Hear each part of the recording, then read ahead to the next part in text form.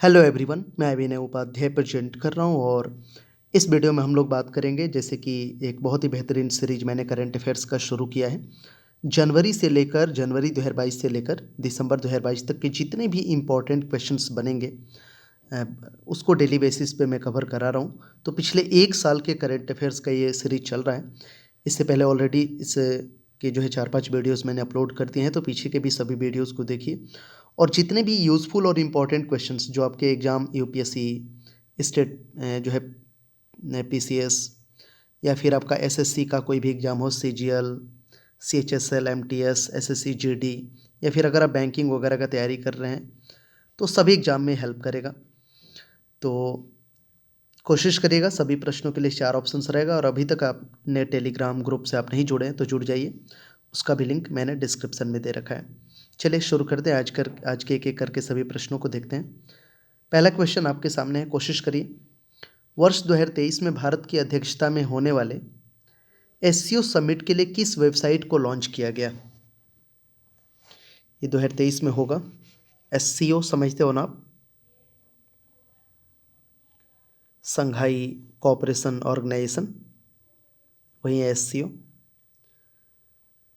तो इसके लिए जिस वेबसाइट को लॉन्च किया गया है उसका नाम है, ऑप्शन नंबर बी होगा, indiainsco.in। indiainsco.in। भारत इस वेबसाइट से वर्ष 2023 में होने वाले कार्यक्रमों के बारे में जानकारी प्रदान करेगा। तो ये वेबसाइट लॉन्च किया गया है, याद रखिएगा। इंडिया के बाद इन है ना, sco.in ऐसे होगा। अगला क्वेश्चन है, भारत ने एससीओ की अध्यक्षता के लिए किस थीम को लॉन्च किया है? ये इंपॉर्टेंट है, बहुत ही इंपॉर्टेंट क्वेश्चन है। जब भी थीम से रिलेटेड क्वेश्चन आता है तो फिर वो क्वेश्चन बनता है तो एग्जाम में पूछ लिया जाता है। भारत वर्ष 2023 में शंघाई सहयोग संगठन के शिखर सम्मेलन की मेजबानी। वर्ष 2023 शिखर सम्मेलन के लिए जो थीम रखा गया वो रखा गया है सुरक्षित एससीओ, या इसी को इंग्लिश में अगर आप चेंज कर दोगे तो हो जाएगा secure SCO. Got it. Prime minister Narendra Modi ने वर्ष 2018 में चीन में शंघाई सहयोग संगठन शिखर सम्मेलन में सिक्योर का कॉन्सेप्ट पेश किया था। अब इसी थीम को बनाया गया है। पीएम मोदी के अनुसार सिक्योर का जो मतलब है ना, एस फॉर हो जाएगा security for citizens, E for हो जाएगा इकोनॉमिक डेवलपमेंट, सी फॉर हो जाएगा connectivity in the region, U for unity, R for हो जाएगा respect of sovereignty and integrity और ई फॉर हो जाएगा इन्वायरमेंट प्रोटेक्शन। जो बार बार हम लोग एससीओ की बात कर रहे हैं, शंघाई सहयोग संगठन, इसका स्थापना हुआ है 15 जून 2001 में और इसका मुख्यालय है बीजिंग, चीन में। एससीओ के सदस्यों की अगर हम बात करें तो इसमें चीन, रूस, Kazakhstan, Kyrgyzstan, Tajikistan, Uzbekistan. Bharat इसमें जो है जुड़ा था 2017 में। भारत के साथ पाकिस्तान भी 2017 में जुड़ा था। ईरान इसमें सबसे लास्ट में जुड़ा है, ईरान 2022 में जुड़ा है, last year. Got it. Bharat को कब मिली एससीओ की अध्यक्षता? तो सितंबर 2022 में उज्बेकिस्तान के समरकंद में एससीओ के 22वें शिखर सम्मेलन के दौरान भारत को एससीओ की अध्यक्षता 1 वर्ष के लिए दी गई है। भारत सितंबर 2023 तक 1 वर्ष के लिए एससीओ की अध्यक्षता करेगा। एससीओ समिट के अनुसार, एससीओ समिट के बाद वर्ष 2023 में भारत में आपको पता ही है G20 समिट भी होगी। भारत के पास अपने पर्यटन स्थलों और संस्कृति को दुनिया के सामने प्रदर्शित करने का ये अच्छा मौका है। इधर एससीओ का समिट है और फिर G20। इसी से रिलेटेड एक और सवाल मैं बता दे रहा हूँ। काशी, जिसको आप वाराणसी भी बोलते हो, तो the first ever tourist and cultural capital of SCO बनाया गया है इसे 2022-23 के लिए। एससीओ का पहले टूरिस्ट और कल्चरल कैपिटल काशी वाराणसी है, याद रखिएगा, ये क्वेश्चन आ सकता है। आगे बढ़ेंगे, अगला क्वेश्चन है, भारत के मुख्य चुनाव आयुक्त राजीव कुमार को किस देश ने अपने आम चुनाव के लिए अंतर्राष्ट्रीय पर्यवेक्षक इंटरनेशनल ऑब्जर्वर के रूप में भाग लिया? तो सही आंसर होगा ऑप्शन नंबर डी, नेपाल में। राजीव कुमार भारतीय निर्वाचन आयोग के 2 अधिकारियों सहित अंतर्राष्ट्रीय पर्यवेक्षक के रूप में भाग लेने के लिए नेपाल पहुंचे। नेपाल में 20 नवंबर 2022 को संसदीय और विधानसभाओं के चुनाव हुए। और लास्ट वाले करंट अफेयर्स में मैंने बहुत अच्छे से इलेक्शन कमीशन ऑफ इंडिया के बारे में बताया था। चीफ इलेक्शन कमिश्नर यही राजीव कुमार हैं। 3 मेंबर होते हैं इसमें, 2 अन्य होते हैं और एक चीफ। तो चीफ तो यही है, राजीव कुमार। इलेक्शन कमिश्नर में 2 लोग जुड़े हैं, एक अनूप चंद्र पांडे हैं और एक अरुण गोयल हैं। नेपाल में 20 नवंबर 2022 को हुए चुनाव के लिए अंतर्राष्ट्रीय पर्यवेक्षक इंटरनेशनल ऑब्जर्वर के रूप में किन देशों ने भाग लिया था? तो इसमें भारत तो था ही, राजीव कुमार गए थे। भारत के अलावा बांग्लादेश, भूटान, मालदीव और श्रीलंका भी था। ऑप्शन बी इसमें करेक्ट आंसर हो जाएगा। नेपाल में 20 नवंबर को संसद के बेसिकली 275 सदस्यों और 7 विधानसभाओं की 550 सीट के लिए चुनाव हुए। भारत की तरफ से तो मुख्य चुनाव आयुक्त राजीव कुमार और 2 अन्य अधिकारी गए थे। बांग्लादेश की तरफ से वहाँ के मुख्य चुनाव आयुक्त, भूटान के मुख्य चुनाव आयुक्त, मालदीव के चुनाव आयोग के अध्यक्ष जो थे वो गए थे और श्रीलंका के 2 चुनाव आयुक्त गए थे। नेपाल का चुनाव आयोग अधिनियम घरेलू, विदेशी और व्यक्ति और संगठन को चुनाव से संबंधित कार्यों की निगरानी करने की अनुमति देता है। पर्यवेक्षण में लगे व्यक्ति और संगठन चुनाव की जो है वैधता, स्वतंत्रता, निष्पक्षता और समानता से संबंधित मुद्दों की जांच कर सकते हैं। वर्ष 2021 में भारत के पूर्व मुख्य चुनाव आयुक्त सुशील चंद्रा ने उज्बेकिस्तान के राष्ट्रपति चुनाव की निगरानी की थी। इसका एक नियम है या एक संस्था है जिसको बोलते हैं AAEA, एशियाई जो है चुनाव प्राधिकरण संघ इसको बोलते हैं। इसका स्थापना 1998 में हुआ है। भारत को वर्ष 2022 से 2024 के लिए एशियाई देशों के चुनाव प्राधिकरण संघ का अध्यक्ष बनाया गया है। अगला क्वेश्चन है कि किस देश ने अंतरिक्ष में बंदरों के प्रजनन के प्रयोग की योजना बनाई? तो सही उत्तर हो जाएगा ऑप्शन नंबर डी, चीन। चीन के newspaper south China morning post के अनुसार चीन अंतरिक्ष में बंदरों को भेजने की तैयारी कर रहा है। चीन के एस्ट्रोनॉट तियांगोंग स्पेस स्टेशन पर अंतरिक्ष में बंदरों को शामिल करते हुए एक प्रजनन प्रयोग जो है एक्सपेरिमेंट करने की योजना बना रहे हैं। बंदरों को प्रजनन एक्सपेरिमेंट के लिए क्यों चुना गया? बंदरों का चयन इसलिए किया गया क्योंकि इन्हें मनुष्यों का पूर्वज भी माना जाता है। मनुष्य और बंदरों का प्रजनन प्रोसेस काफ़ी समान है, बहुत सिमिलर है। मनुष्य की तरह बंदर भी स्तनधारी जीव है। यह एक्सपेरिमेंट स्पेस स्टेशन के सबसे बड़े कैप्सूल में किया जाएगा जिसका उपयोग ज़्यादातर जीवन विज्ञान प्रयोग के लिए किया जाता है। यह एक्सपेरिमेंट चीन के तियांगोंग, नाम है इसका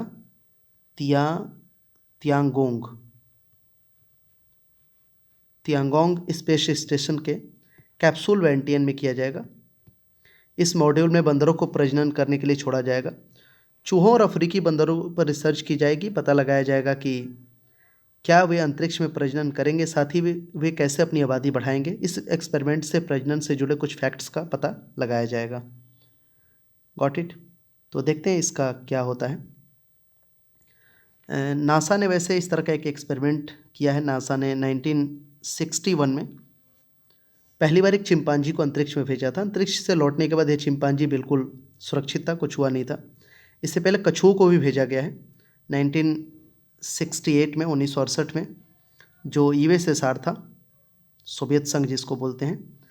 तो वर्ष 1968 में सोवियत संघ ने कछुए, वाइन फ्लाई और मील वर्म जैसे कई जीव अंतरिक्ष में भेजे।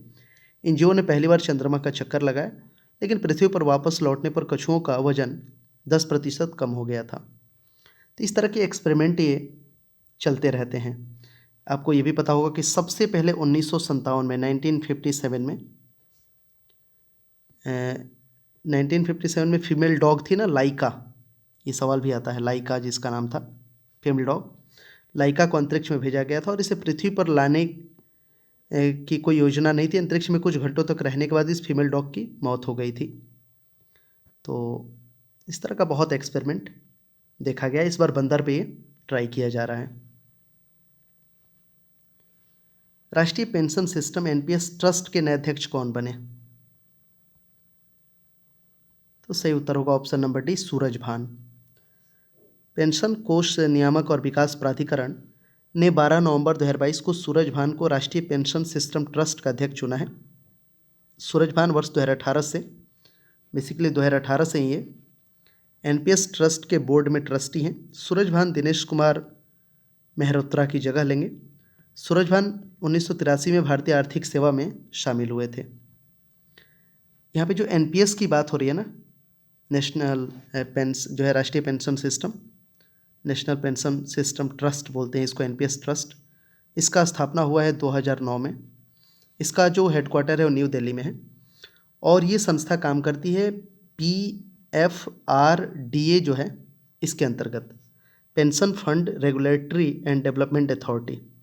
इसका स्थापना हुआ है 2003 में। इसका भी हेडक्वार्टर न्यू दिल्ली में है और इसके फिलहाल में जो अध्यक्ष हैं वो हैं सुप्रतिम बंदोपाध्याय। उड़ीसा सरकार की कैबिनेट ने नवंबर 2022 में बच्चों के हित के लिए किस पॉलिसी को मंजूरी दी है? तो इसका नाम है प्रारंभ।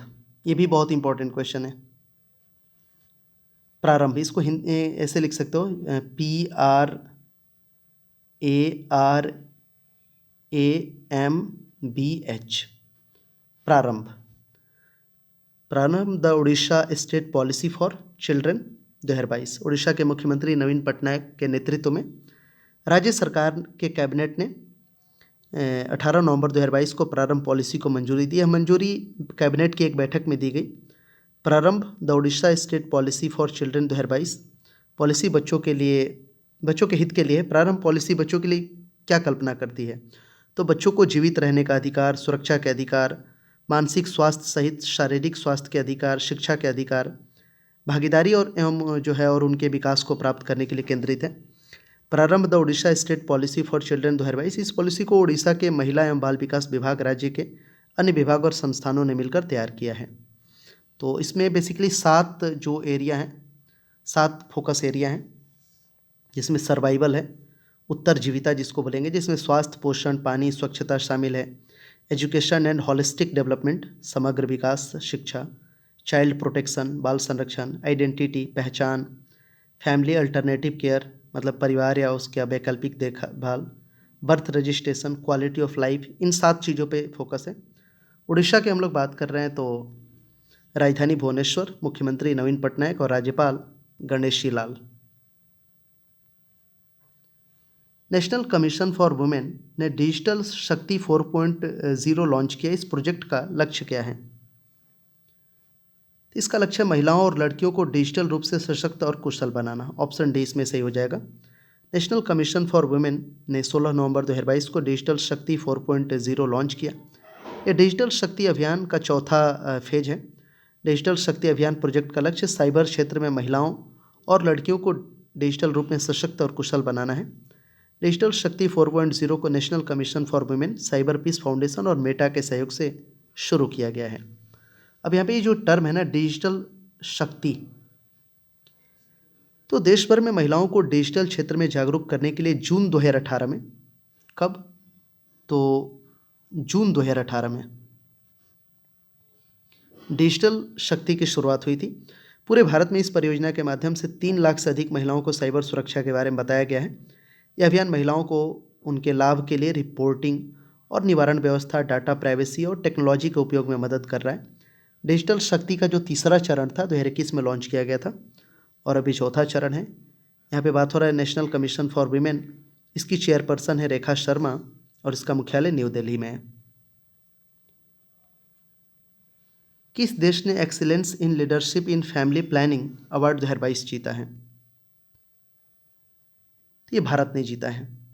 भारत ने 18 नवंबर 2022 को excellence in leadership in family planning award 2022 जीता। भारत ही एकमात्र ऐसा देश है जिसने कंट्री कैटेगरी में अवार्ड जीता। यह अवार्ड थाईलैंड के पटाया शहर में आयोजित international conference on family planning में दिया गया। भारत को यह अवार्ड आधुनिक परिवार नियोजन तरीकों तक पहुंच को बेहतर बनाने के लिए मिला है। एक सर्वे होता है इंडिया में, आपको पता होना चाहिए, जिसको बोलते हैं NFHS, national family health survey. तो इसमें 5 नंबर का भी हुआ है। तो इसकी 4th नंबर के रिपोर्ट से तुलना की गई थी। तो भारत काफ़ी हद तक इसमें सुधार हो, जैसे गर्भ निरोधक व्यापकता दर बढ़ा है, 54 से 67% के आसपास हो गया है। परिवार नियोजन में अपूर्ण आवश्यकताओं को कम करने के लिए मिशन परिवार विकास सरकार के प्रमुख कार्यक्रमों से एक है ये। और जो अवार्ड है ना, एक्सेल अवार्ड 2022, वर्ष 2009 में international conference on family planning के शुरुआत के बाद से परिवार नियोजन के क्षेत्र में उत्कृष्ट कार्य करने के लिए एक्सेल अवार्ड दिया जाता है। हार्ट डिजीज में प्रयोग होने वाली किस मेडिकल डिवाइस को national list of essential medicine 2022 में शामिल किया गया? इसका नाम है कोरोनरी स्टेंट। स्वास्थ्य मंत्रालय ने कोरोनरी स्टेंट को national list of essential medicine 2022 में शामिल कर लिया है। स्वास्थ्य मंत्रालय ने 10 नवंबर 2022 को एक नोटिफिकेशन जारी करके इसकी सूचना दी। कोरोनरी स्टेंट को इस लिस्ट में standing national committee on medicine के रिकमेंडेशन के बाद शामिल किया गया है। यह कोरोनरी स्टेंट को और अधिक किफ़ायती बनाने में मदद करेगा बेसिकली। इसके अलावा नेशनल फार्मास्यूटिकल प्राइवेसी अथॉरिटी अब कोरोनरी स्टेंट की कीमत तय करेगी। इसको थोड़ा सा और समझते हैं कि क्या है coronary stent. Coronary stent basically एक ट्यूब है, ट्यूब के आकार के डिवाइस है जो कोरोनरी धमनियों आर्टरी में रखा जाता है। यह स्टेंट कोरोनरी हार्ट डिजीज़ के उपचार में आर्टरी को खुला रखता है ताकि हार्ट को ब्लड सप्लाई होता रहे। Got it. बहुत तरह की ऐसी दवाएं हैं जिसको हमेशा जो है लिस्ट होता है उनका एसेंशियल मेडिसिन में, उसको रखा जाता है। तो लगभग भारत में ऐसी 400 के करीब दवाएं हैं जो इस लिस्ट में हैं, national list of essential medicine में। केंद्रीय स्वास्थ्य और परिवार कल्याण मंत्री हैं भारत के अभी मनसुख मांडविया। राष्ट्रीय प्राकृतिक चिकित्सा दिवस नेशनल जो है नेचुरोपैथी डे कब मनाया जाता है? तो ये 18 नवंबर को मनाया जाता है। इस दिवस का उद्देश्य डाइट बेसिकली और रहन सहन में बदलाव करके बीमारियों को रोकने के लिए दवा मुक्त व्यवस्था को बढ़ावा देना है। इस बार का जो इसका थीम है 2022 का, वो थीम है प्राकृतिक चिकित्सा एक एकीकृत चिकित्सा। भारत में वर्ष 2018 से हर वर्ष 18 नवंबर को प्राकृतिक चिकित्सा दिवस मनाया जाता है। 2018 से मनाया जा रहा है। इसी दिन Mahatma Gandhi nature cure foundation trust के आजीवन सदस्य बने और विलेख पर हस्ताक्षर किए थे। गांधी जी ने भारत में प्राकृतिक चिकित्सा का संस्थापक उन्हें माना जाता है क्योंकि उनके प्रयास से ही यह उपचार प्रणाली भारत में लोकप्रिय हुई थी। अगला प्रश्न, UNGA United nation general assembly ने बाल यौन शोषण, दुर्व्यवहार और हिंसा की रोकथाम और उपचार के लिए विश्व दिवस कब घोषित किया है? तो 18 नवंबर को। इस दिवस का उद्देश्य यौन शोषण और दुर्व्यवहार को रोकना तथा इससे पीड़ित लोगों की मदद करना है। इस दिवस के लिए प्रस्ताव को अफ्रीकी देश सिएरा लियोन और नाइजीरिया ने रखा था। इसका 110 से अधिक देशों ने समर्थन किया। 21 नवंबर 2022 को यूएनजीए ने इस दिवस को मनाने को मंजूरी दी थी, तो ये भी याद रखिएगा। चलिए, आप लोगों के लिए एक होमवर्क क्वेश्चन है आज का सवाल, इसका आंसर आप कमेंट सेक्शन में करना। फीफा वर्ल्ड कप 2022 के शुभंकर मस्कट का नाम बताएं। लाइव, प्राइड, बेगम, शेख। इसका आंसर करना है, आपका होमवर्क क्वेश्चन है। और अगर वीडियो अच्छा लगा होगा तो ज़रूर लाइक और शेयर करिएगा और पीछे की वीडियोस को भी ज़रूर देखते रहिए। जो सीरीज मैंने स्टार्ट किया है ना जनवरी से दिसंबर 2022, इसे जो है आपके करंट अफेयर्स के प्लेलिस्ट में इसके सभी वीडियोस को मैं डाल रहा हूँ। और प्लीज़ टेलीग्राम ग्रुप से जुड़िए, वहाँ भी इसी तरह के बहुत सारे स्टडी मटेरियल, PDF और बहुत सारी चीज़ें मैं प्रोवाइड कराते रहता हूँ। चले मिलते हैं नेक्स्ट वीडियो के साथ। Thank you so much for watching this video.